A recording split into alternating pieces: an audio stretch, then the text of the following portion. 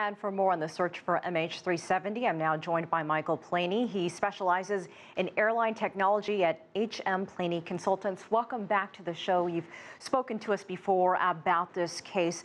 You know, the large piece that was found in Reunion Island, as we mentioned, heading down to France for analysis, and now there's word that there's another piece could be part of a suitcase.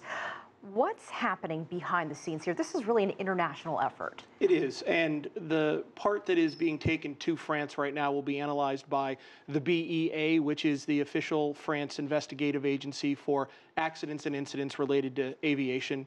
They will take that part, they will quarantine it, isolate it for a while. They'll start doing a number of different types of analysis. The first thing, obviously, is a visual inspection. We've heard about the number that is either stamped or written on there. It does coincide or correspond to the Boeing 777 aircraft maintenance manual. It seems to confirm that it is from a Boeing 777 aircraft. They will then begin to look for other designations that might be inside the sections that are not visible from the outside, find a serial number that might be for a specific part that corresponded directly to the aircraft that was lost on Malaysian 370. Is this a long process? And I assume they're getting Boeing involved in this as well. There are a lot of different countries that have taken part in this search effort. How long could this take? Well, the analysis on this particular piece, I think you'll start to see news within the week. They'll be able to complete at least the initial visual analysis, release some findings about that.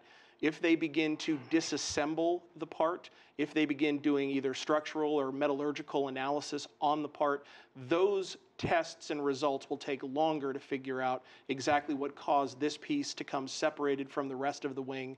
They're able to do stress and strain analysis. They'll look to see whether there was any type of scorch marks, explosive debris, chemical residue. After 14 to 17 months in the water, I don't know that you're going to find as many definitive conclusions as you would hope with a new piece of debris, but they'll go through the entire process trying to identify any information that they can glean from it. What was your first reaction when this news came out and you saw what was found? I think from my perspective, having been interested in this case since it initially happened, this is the first credible lead that we've had in the entire process. The pingers that everyone was so interested in a year ago all turned out to be false positives. Satellite imagery, some of the things we've heard from the SATCOM, all of which have identified reasonable areas to look, but none of them actually turned up any concrete, conclusive evidence. This piece is physical evidence.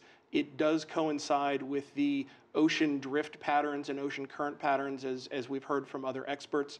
I don't know whether the piece of passenger suitcase can be tied back to this definitively or not, but it does seem reasonable that we will see a couple more pieces of debris over the next, say, 6 to 8 months available or washing up in areas such as the eastern coast of Madagascar, possibly on Mauritius, possibly more on Reunion. It does suggest that all of the pieces are lining up to make a positive identification. And you mentioned the black boxes, the pinger. That was, as you mentioned, a source of intense speculation several months ago. If those items are found in the future, will they still be able to reveal anything about what happened? That's a good question. There are two parts to that. One is if they have been subject to, as I said, 17 months worth of very harsh condition, there is not a guarantee that the black boxes will be intact.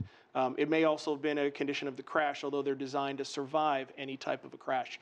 We saw with Air France 447, those were recovered 2 years afterwards and were able to still get a lot of data out of them. The bigger question is whether this piece being found in a particular location will be able to lead to any further pieces that are either on the ocean floor or elsewhere. I'm not 100% confident that you're going to ever find the largest sections of the fuselage just based on drift patterns.